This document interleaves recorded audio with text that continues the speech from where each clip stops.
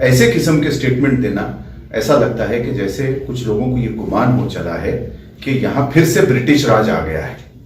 General Dyer के जैसी बात करना ये मुझे नहीं लगता कि किसी भी प्रशासनिक अधिकारी को शोभा देता है।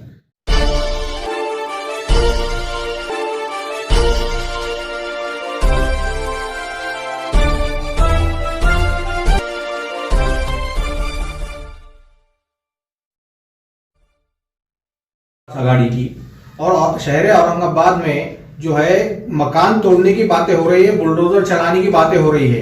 क्या ये तवक्को रखना चाहिए सरकार से? कल रात में मुझे पता चला कि ऐसे कुछ स्टेटमेंट्स आए हैं प्रशासन की तरफ से। सबसे पहले तो मैं ये बताना चाहूंगा कि ऐसे स्टेटमेंट्स आना ये बहुत दुख की बात है और बहुत निंदनीय है। जिस किसी ने भी इस किस्म का वक्तव्य किया है, मुझे लगता है वो भारत के जो हमारी डेमोक्रेसी है उसका मजाक उड़ा रहा है, क्योंकि यहाँ भारत सरकार है, ये गांधी जी के और मौलाना आजाद, बाबा साहेब अम्बेडकर, नेहरू जी के तथ्यों पर बनाई हुई इस देश की मूल जो नींव रखी गई उसके ऊपर चलने वाली सरकार है। महाराष्ट्र की अगर बात करें तो महाविकास आघाड़ी की सरकार है। ये जनता की सरकार है जिसको जनता के काम करने के लिए अस्तित्व में लाया गया। ऐसे किस्म के स्टेटमेंट देना ऐसा लगता है कि जैसे कुछ लोगों को ये गुमान हो चला है कि यहां फिर से ब्रिटिश राज आ गया है। जनरल डायर के जैसी बात करना ये मुझे नहीं लगता कि किसी भी प्रशासनिक अधिकारी को शोभा देता है। ये जो संकल्पना थी गुंठेवारी की, अगर इसकी स्पेसिफिक हम बात करें तो 2006 में जब हमारे महाराष्ट्र के मुख्यमंत्री हुआ करते थे श्री विलासराव देशमुख साहब, उनकी लाई हुई ये कंसेप्ट था कि 2002 तक के सारी बस्तियों को उन्होंने उसमें रेगुलराइज करने का उसमें ऑप्शन दिया था। उसमें ऐसा कोई टाइम लिमिट तय नहीं की गई थी। उसके बाद जब मेरे अध्यक्ष बनने के बाद भी हमने कांग्रेस पार्टी की तरफ से यह आवाज उठाई कि इस सरकार में भी गुंठेवारी लागू होनी चाहिए और जो भी घर इलीगल बने हो या बन गए हैं किसी बिना परमिशन के, तो उनको भी रेगुलराइज करने की जरूरत है। उसके बाद जब हमारे यहाँ के पालक मंत्री आए देसाई साहब, उनसे मेरी मुलाकात हुई।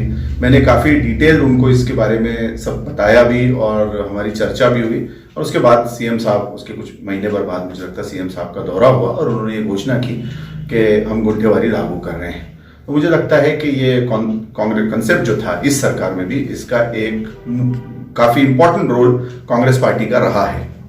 उस समय के सारे वित्त पत्र में ये बात आ चुकी है। लेकिन हमारी ये कभी भी मंशा नहीं रही कि इसमें जनता को असुविधा हो या जनता को इसमें किसी किस्म से प्रेशराइज किया जाए। ये तो एक जनता के भले के लिए किया गया हुआ काम था कि ये घर रेगुलराइज हो जाएं और उनसे जो रेवेन्यू जनरेट हो तो उन्हीं लोगों को प्रशासन की तरफ से सुविधाएं मिलनी चाहिए। ये हमारी मंशा थी। अब इसमें ये कहां से ऐड कर दिया गया कि 31 अक्टूबर का और ये 1 महीने का, ये मुझे नहीं पता। मैं ये जरूर जानना चाहूंगा और मैं इसकी मालूमात बिल्कुल लेने ही वाला हूं। हमने मुख्यमंत्री साहब को पत्र भी लिखा है कि इस किस्म की भाषा करना ये हमारी सरकार के जो हमारे मान्यताएं हैं या जो मूलभूत हमारे तत्व हैं उसके खिलाफ है। और एक बात और है यहां पर कि जो लोग टैक्स भर रहे हैं शहर के अंदर, तो क्या प्रशासन उन सबको वो सारी सुविधाएं दे रहा है? तो क्या 1 महीने बाद में अगर यहाँ के लोगों को टैक्स जो पेयर हैं तो उन लोगों को अगर सुविधाएं नहीं मिलती, पानी की 9-9 दिन में पानी आता है, सड़कें सही नहीं है, तो क्या हमको अधिकारियों के घर पे बुलडोजर चलाना चाहिए? अगर इस किस्म की भाषा हुई तो कांग्रेस पार्टी उस हर बुलडोजर के सामने खड़ी है जो जनरल डायर की तरफ से आए जाएंगे। हमारा ये मानना है और ये मांग है कि जनता को कम से कम 3 से 4 महीने की मोहलत दी जाए ताकि वो थोड़ा पैसे का उसमें जुड़ा सकें। और अतिवृष्टि हुई भी है, लोगों के घरों में पानी भरा हुआ है। उसके बाद में हमने 10,000 करोड़ का पैकेज भी डिक्लेयर किया है, उसमें अर्बन एरियाज को इंक्लूड किया जाए, ऐसी कांग्रेस पार्टी की डिमांड थी, जिसमें हमारे मंत्री श्री विजय वडेट्टीवार साहब ने यहाँ पे डिक्लेयर भी किया पब्लिकली कि कांग्रेस पार्टी की डिमांड को देखते हुए हम अर्बन एरियाज को भी इंक्लूड कर रहे हैं कि शहरी भाग में भी जहां लोगों का नुकसान हुआ है उसको इंक्लूड किया जाए। एक तरफ तो हम लोगों को कंपनसेट कर रहे हैं, चलो अच्छी बात है, हम सरकार का इस बात में हम आभार प्रकट करते हैं, आभार उनको देते हैं कि आपने जो है तो लोगों की बात की। और दूसरी तरफ आप जनता से इतनी कड़क अपील करते हैं कि आप 1 महीने के अंदर सारा टैक्स भर दीजिए वरना घर टूट जाएंगे। ये बहुत दुख की बात है। हमारी मांग है कि एक तो रेट्स जो रखे गए हैं रेडी रेक्टार के हिसाब से वो कुछ एरियाज में बहुत ज्यादा हैं, उसको फिर से पुनः विचार करते हुए वो रेट्स को रिवाइज करने की जरूरत है। जनता को कम से कम 3 से 4 महीने का समय दिया जाना चाहिए। और कोरोना के चलते पहले ही लोग बहुत परेशान हैं, आर्थिक रूप से कईयों की नौकरी रोजगार ये सारे कुछ चले गए हैं, तो इसमें इंस्टॉलमेंट्स भी दिए जाने चाहिए। और महानगर पालिका इस काम के साथ साथ मैं गुजारिश करूंगा कि जो ऑलरेडी टैक्स पेयर हैं उनके ऊपर भी उनको सुविधाएं देने पे ध्यान दे, ना कि सिर्फ पैसे जमा करने का काम करे। जो लोगों को नल में आज 9-9 दिन 8-8 दिन पानी नहीं आता, उनको पानी किस तरीके से दिया जा सकता है डेली।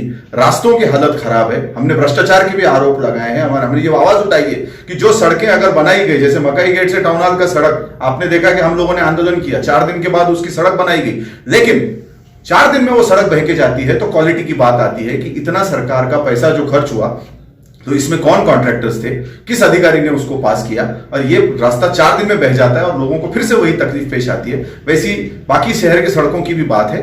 तो हम इस बात का खंडन करते हैं जो वक्तव्य आया है, और ये डिमांड करते हैं कि इसमें 3-4 महीने का समय मिले, इंस्टॉलमेंट्स हो और रेट भी रिवाइज होने चाहिए। कमिश्नर का जो बयान आया था 31 तारीख तक गुंठेवारी अगर नहीं भरे तो 1 नवंबर से जो है बुलडोजर चलाया जाएगा।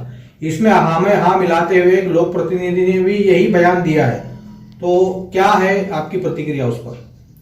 लोक प्रतिनिधि, मुझे लगता है जनप्रतिनिधि जो है ये जनता से चुन के आते हैं, ये कोई प्रशासन के चुने हुए नहीं है। तो हमको जनता की और लोगों की बात करनी चाहिए। हमको इस वक्त ये समझना चाहिए, चाहे कोई भी हो, कि जनता परेशान है, उनके पास पैसे नहीं है, नौकरी नहीं है, लोगों के घरों में अभी हाल ही में पानी घुसा हुआ है बाढ़ के चलते, इसके चलते। तो हमको लोगों के लिए बात करनी चाहिए कि 3-4 महीने का उनको समय मिले, रेट्स भी रिवाइज हो और इसमें इंस्टॉलमेंट्स भी हो।